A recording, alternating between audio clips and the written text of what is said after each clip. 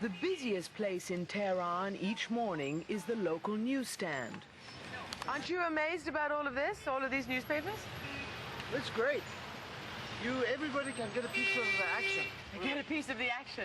What is the action? The action is just reading and enjoy what's going on in the society. Right. And it was not possible before. It wasn't possible before. It wasn't possible before. In fact, that's the point. Ever since I've come here, people keep telling me that they simply cannot believe what they're reading in the newspapers today. There's literally an explosion. Look at all of these papers that have emerged since Khatami's election. And it's a battleground. These here are aligned with the hardline conservatives, and these over here in the front support Khatami's reforms. Democracy in Iran is literally being born in these newspapers. But of course, democracy is coming at a very high price. Journalist Hamid Reza Jalayipour has been arrested, imprisoned, even threatened for criticizing the hardline conservatives, his opponents in the fight for freedom. 1 month ago, they stopped our newspaper. They shot. After that, we opened 2 newspapers. And maybe if they stop our newspaper, again, maybe in near future, they will see 4 newspapers, I think. Iran's young people have staked out one battleground in the struggle for freedom, and the other one is in the newspapers. As a journalist myself, the same age as Jalayipour, I can't help identifying with him and admiring his courage. They've tried to silence you. Yeah. Last year, when they closed down our newspaper, they sent us to prison. Did you have to go to prison? Yeah, I was in prison.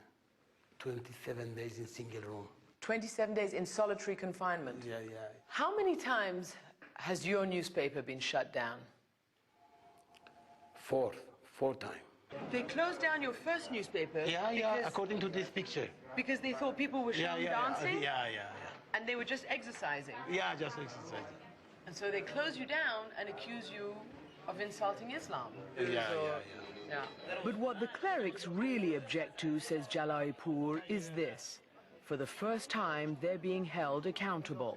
Not just before God, but before the Iranian people. For us, everybody, from top official to down, should respond to the people. You mean should be accountable? Should be accountable. Movahedi Savoji, the member of parliament, has been trying to pass a draconian anti-press law. You're closing newspapers, you are sending journalists to jail, and the journalists who are being restricted think that you're just trying to silence them. You're trying to silence the voices of opposition. I don't think that's the case. I don't think there is a place in the world where freedom means people can say whatever they want, where they can lie or make whatever accusation they choose. For example, in the United States, can someone say or write something against the country's national interest and security? Yes. Yes, they can. I have a question for Ms. Amanpour. Don't you think it's possible that these are a few disturbed individuals? I turned to the translator to make sure I was hearing correctly. These are unhappy people? No, not unhappy. People who look for trouble. These people are looking for trouble. They're not quite balanced. They're not balanced. They're Yes. unbalanced and they're looking for trouble. Right, The as journalists, yes. I think these are very brave journalists, and I think they're battling for freedom, and I think that they're getting closed down because you don't like what they're saying. And so I think it's actually brave every time they start again. If that's being brave, then we can say that all prisoners are brave, whatever the crime, because they too had the courage to break the law.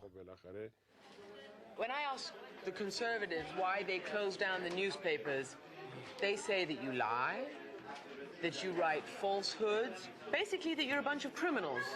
Do you think you're a criminal? No, I'm educated.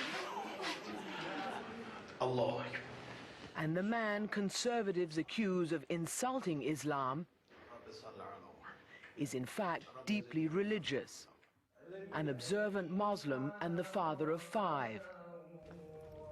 Yet the danger for him is very real.